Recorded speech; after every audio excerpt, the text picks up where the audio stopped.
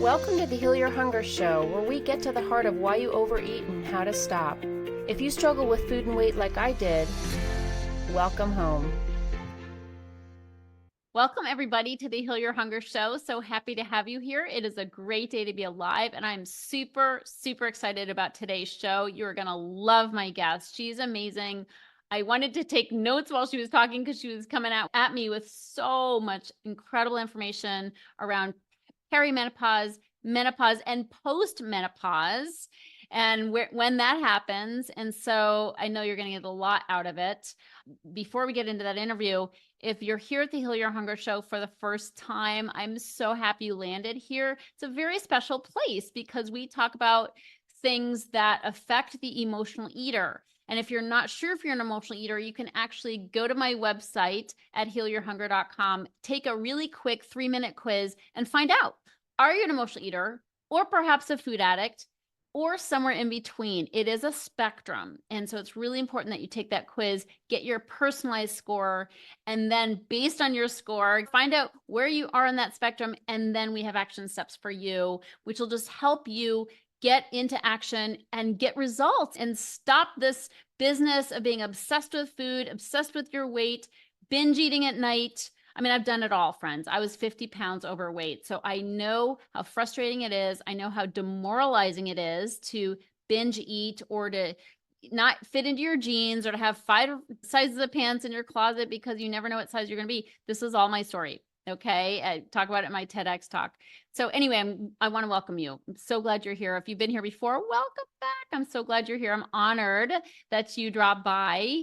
And then also, please feel free to join us on Facebook in our Secret Sauce to End Emotional Eating Facebook group. So just type in Secret Sauce to End Emotional Eating, ask to join. We'd be so honored to have you. That's where we can talk about emotional eating. I have announcements in there that are really critical. You're the first to find out about things that are going on. So yeah, so I just want you to be with us. Be with us, join the community, be a part of this movement of getting off the dieting roller coaster ride and into action for healing the root causes of your disordered eating, habits around eating that you're not proud of, that you don't feel good about, that you can't stop falling into, because there is a solution. There is absolutely a solution. We need to help you heal your hunger. So welcome and on with the show. Dr. Betty Murray is amazing. She's a women's health advocate, nutrition expert, PhD researcher, certified functional medicine practitioner, author, and speaker. She helps women over 40 harness their hormones to lose weight, optimize sleep, restore energy, and thrive. She's really on a mission to help women be at their absolute best. And we talk about that on this show and how to make that happen right here, right now. So I'm really excited for this interview. Let's get into it. Welcome, Dr. Betty. So glad you're here with us. I'm so glad to be here, Tricia.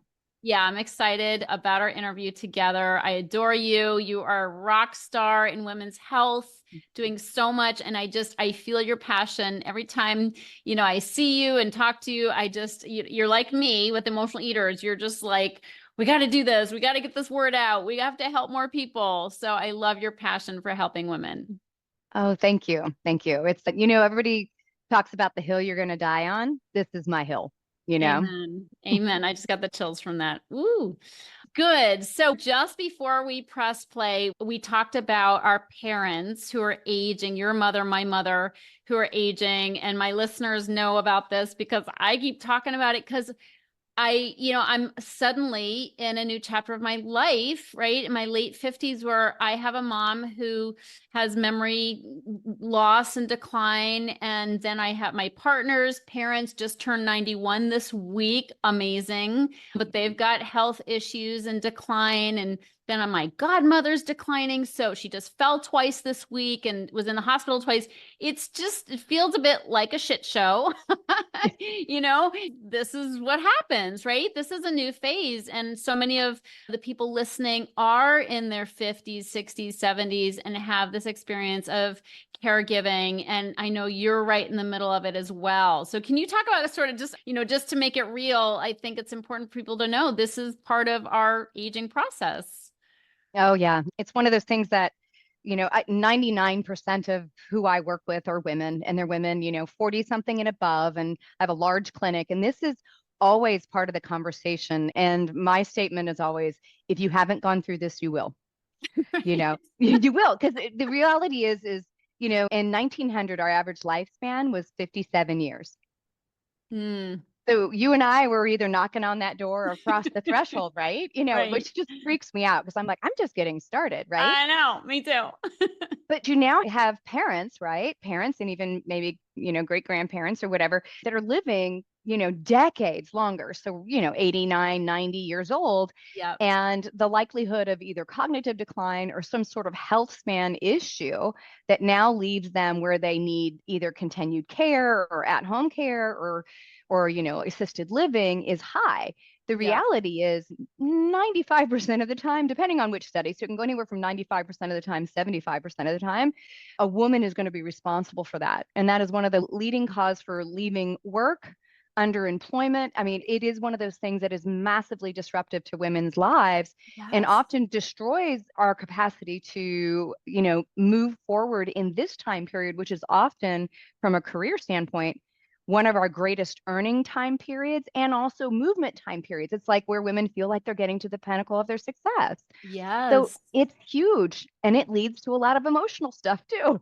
Absolutely. Emotionally eating. Hello. So I love that we're just starting with this conversation because it's very real for me. And I am just navigating, as best as I can. And thank God I have sibling support. And, I have these different WhatsApp threads that I'm on with other people and, just like collective care, which is great. So it's not all on my shoulders. I don't know about you, but it helps to have support. Like we all need support as women. Absolutely. Yeah. Absolutely. So let's transition to another woman topic, which is hormones and, obviously menopause and wherever, people are with that. I know you serve women over 40, so it must be perimenopause and menopause. And my own story is a little strange. I just heard that I'm in the 5% of those who are getting close to 60 and still have a period. So that's where I'm at, just so you know. But I'm sure that's ending soon. But yeah, what's happening with women? What are you seeing? And what do you feel like is the most important message? So let's just talk with what you're seeing in your clinic. Yeah, so I've been in practice for over 20 years and we have clinicians in our clinic, so I've been doing this for a really long time. And I would say, when I started my practice, the Women's Health Initiative came out. And if we want to dig into that study, we can. But it was a study that has since been basically debunked. It shouldn't have been perpetuated out into the media. And it was actually released to the media before peer review. So, as a PhD, as a researcher, peer review is really important. Their job is to check and fact check and check your Yeah. statistics. And what happened was it comes across this blazing trail of, hormone replacement is going to cause cancer. It's going to cause cardiovascular disease and stroke. So in 2002, basically something that was considered standard of care was ripped out of women's hands. And then we were told we're going to die from hormones.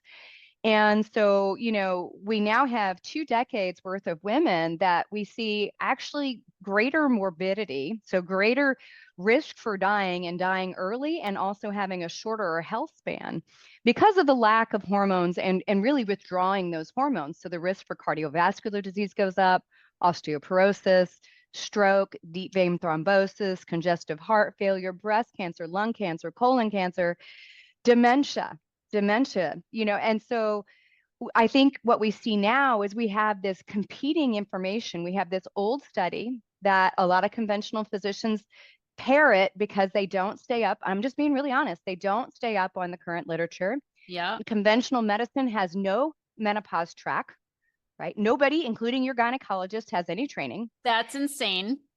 Insane. And so you've got an entire population that haven't been keeping up with the research, and you have women suffering. So the stats are 100% of us go through menopause at some point.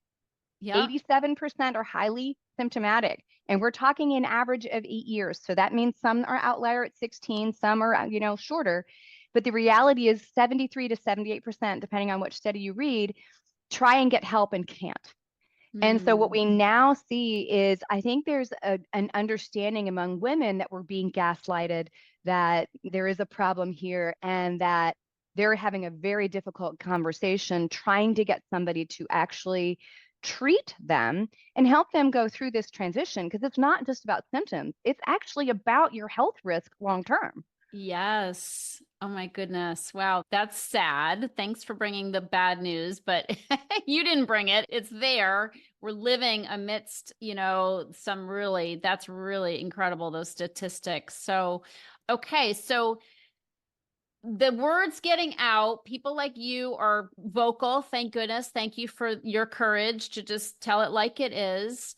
What's needed for women? Is it automatically hormone replacement, or how do women navigate this? Yeah, it's interesting. I think every woman is a candidate for hormones, and we can get into what caveats there might be. But I think, you know, from a functional medicine standpoint, we look at every person as an N of one, right? Your body is unique, your genetics are unique, your nutritional status and what we call your epigenetics, all that stuff is unique. And so therefore, as a broad swath, there's not anybody that may not be a candidate. There could be reasons why you may not choose to do hormones. So I think that's the really important part. We have the capacity with how research and science has moved forward to individualize things, so we don't just throw the same answer at every single person. And so I think the big challenge is that women just don't know where to go for that answer, and they don't know what that answer would be. And so myself, I'm trying to be an advocate for that. We're creating lots of things behind the scenes to hopefully answer that question at a national level. And I think for women, they just need to demand it. Yeah. Don't take no for an answer. I tell people all the time, you know what? You can fire your doctor. Medicine is a customer service industry. You are the customer. And if Right. they do not act as your partner, kiss them goodbye. Amen. I love that message. So what are the options for women? And why would they, is it because they have symptoms that they would be looking for help, or is it pre-symptoms? Is it like preventive or preventative? Yeah. So, what's interesting is the paradigm has always been, oh, you take hormones just to get rid of hot flashes and night sweats, right? That's the only thing, those pesky things. Oh, and your hysteria, right? Because that's where Oh God, hysterectomy came from. I hope nobody uses that word these days. God forbid. That's where the root word hysterectomy came from, right? So hysteria. Right. So that was always sort of this sort of underlying bikini medicine sort of story. But here's what we know, and we can talk about some of the most recent literature that has come out, but it's not just symptoms. And there's actually 69 symptoms of menopause. So they're not just a few, there's a lot. Okay. But what the reality is that your risk for all of the diseases that we die from go up when you go through menopause and lose those hormones. So the active aging and menopause accelerates aging. We are protected as women until we go through menopause, or right around that time period, and then we age match men for risk for heart attack and dementia and stroke. So hormone replacement is actually preventative for the risks of dying from basically everything that kills us.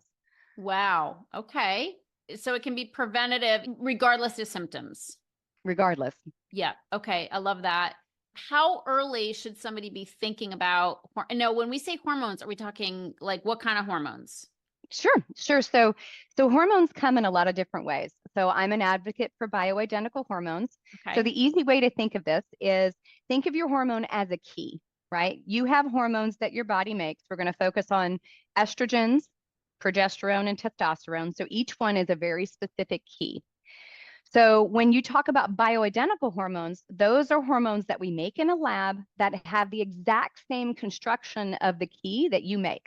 So your body knows exactly what to do with them. It doesn't have to do anything special with them. It just takes them and uses them.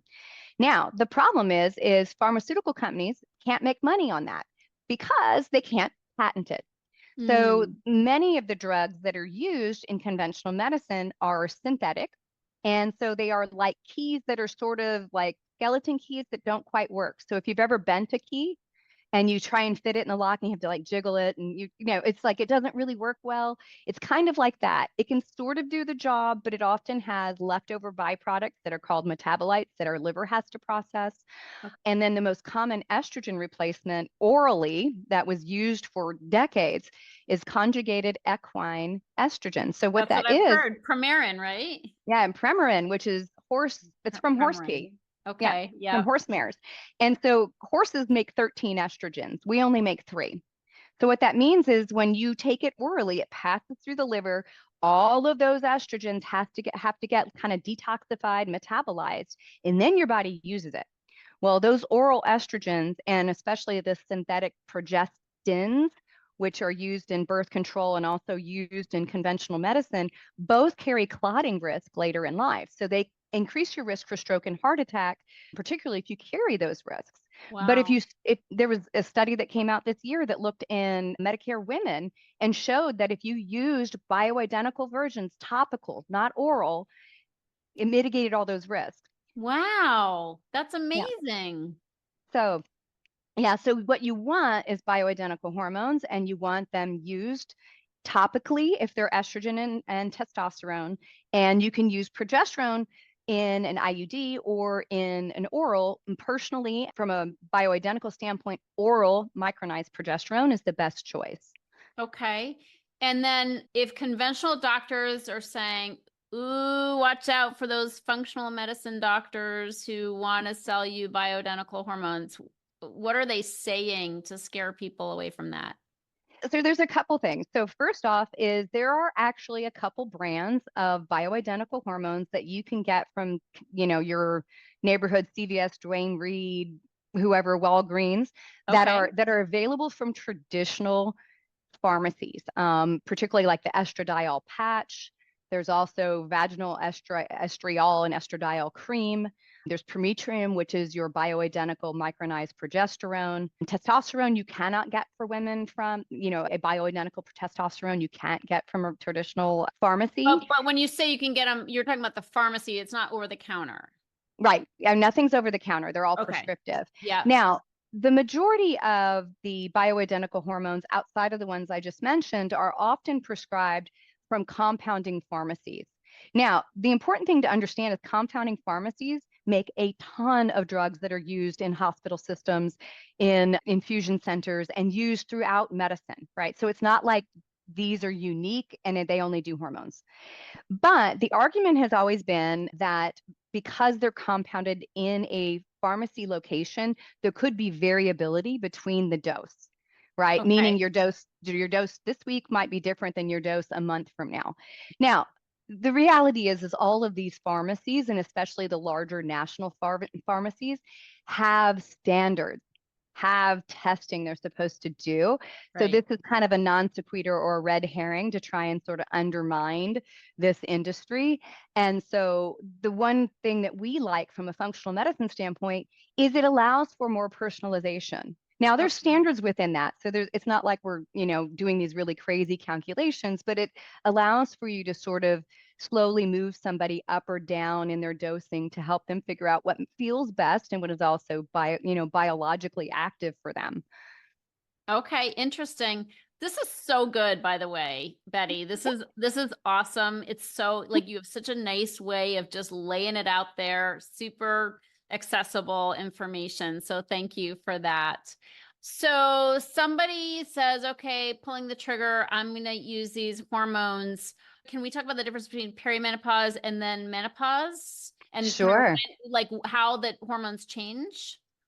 Sure. So perimenopause is the time period before menopause when you are moving from fertility into this kind of in between time period. So in many cases, you might start having symptoms. So it could be things like insomnia, weight gain, joint pain, mood swings, PMS, heavier periods, fibroids. The list kind of goes on and on. So all the things that you may have heard about that are bad about menopause usually start long before your period stop, right? Okay. Right. So So that time period can start in your late 30s and last all the way to where you are, Tricia. So, Okay. all the way into your late 50s, right? Now, the Okay. vast majority of people go through it about 51, Yeah. right? I started at like 38, 39. I started Wow. having very clear perimenopausal symptoms. At the time, it didn't, even being in this functional medicine community, it was like, no, that can't be right. You're still having periods. It's like, Right. but yes, I was. So the problem is a lot of times women are having all of these sort of weird symptoms and nobody's paying attention to it.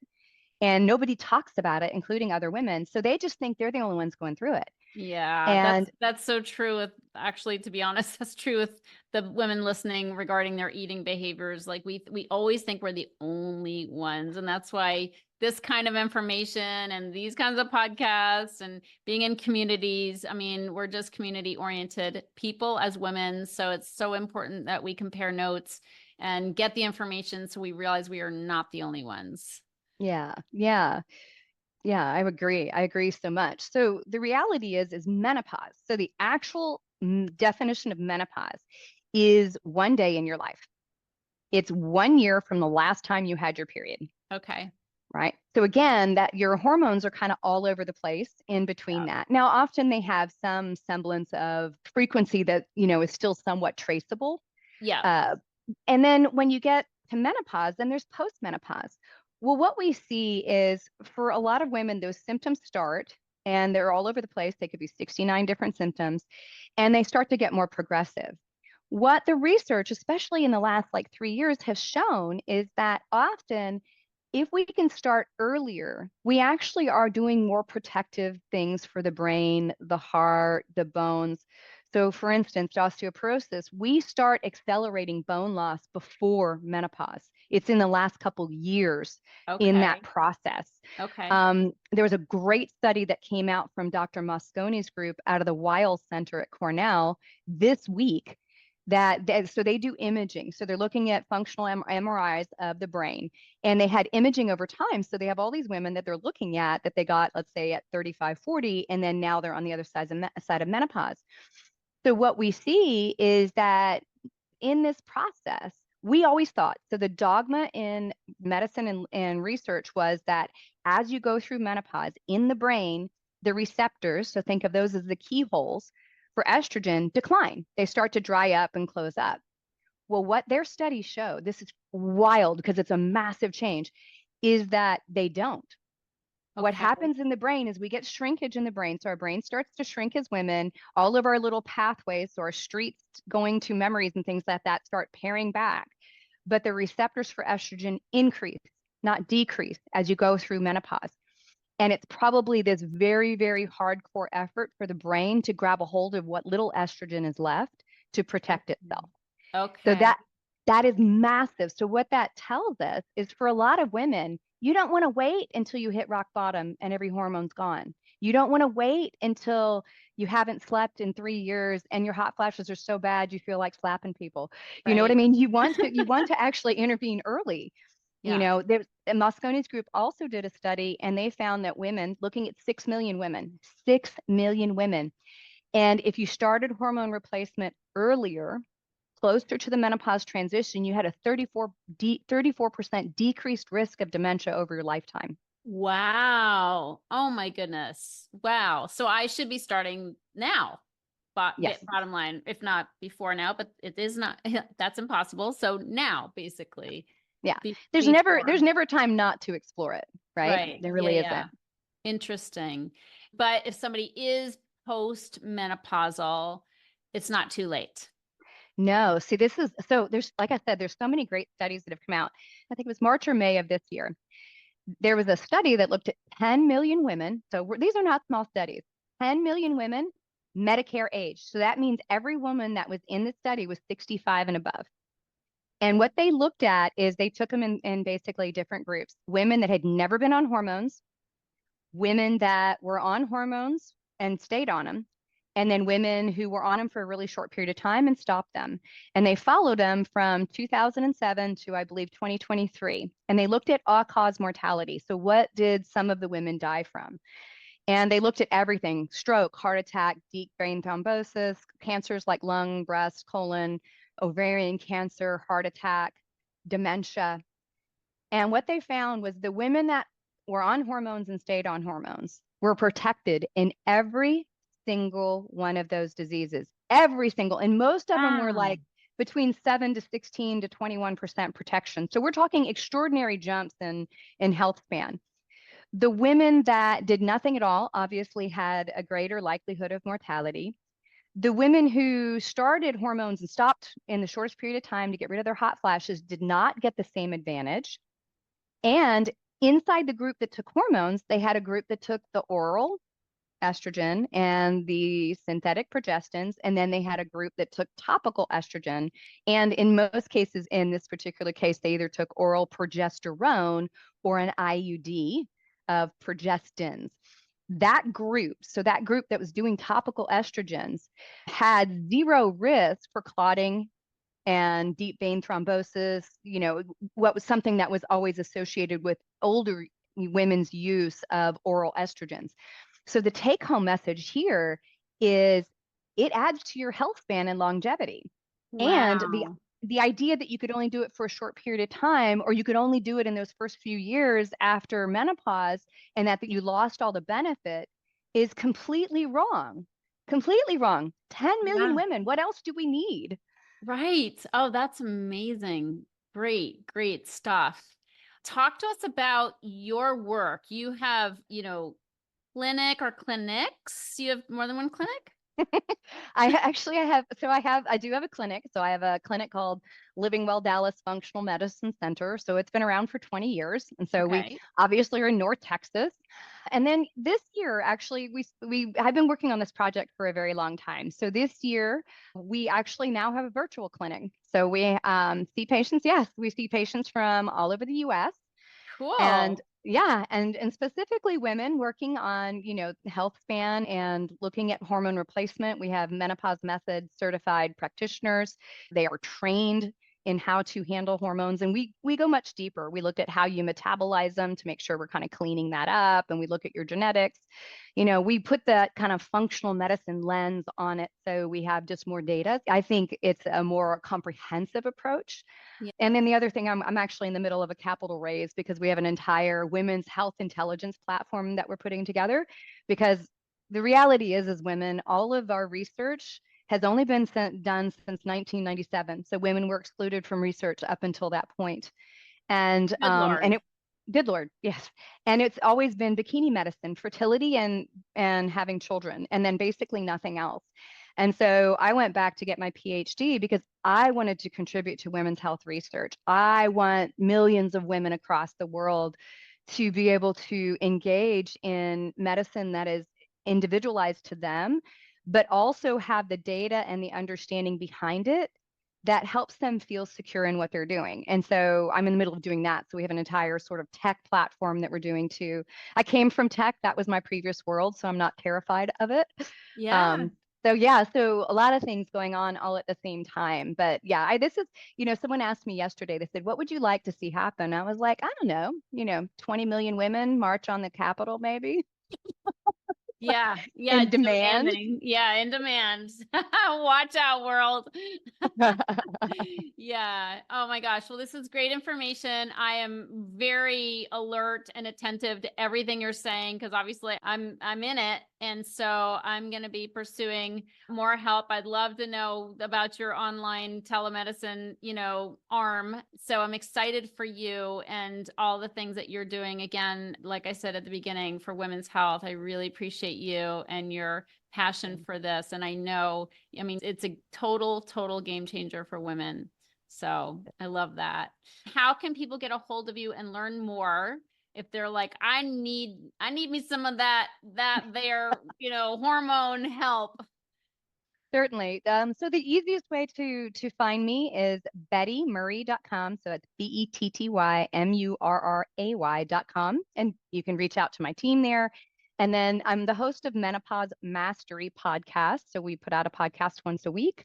And then I'm pretty active on Instagram. So it's BettyMurray_PhD. And so if you want to follow me there, I post stuff all the time. Great.